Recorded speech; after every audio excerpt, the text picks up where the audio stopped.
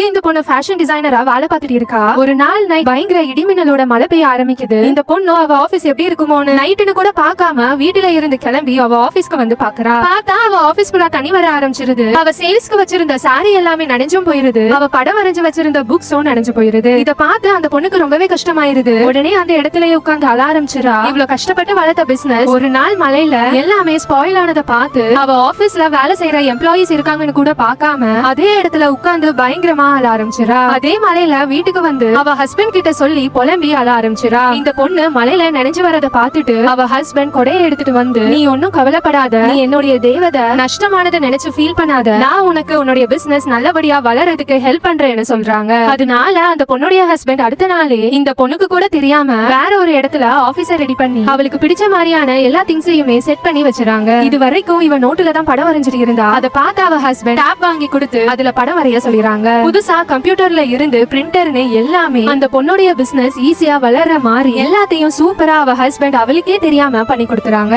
அதை பார்த்தா அந்த பொண்ணுக்கு ரொம்பவே சந்தோஷமாயிருது. இந்த வீடியோவை பத்தி நீங்க என்ன நினைக்கிறீங்கன்னு கமெண்ட்ல சொல்லுங்க.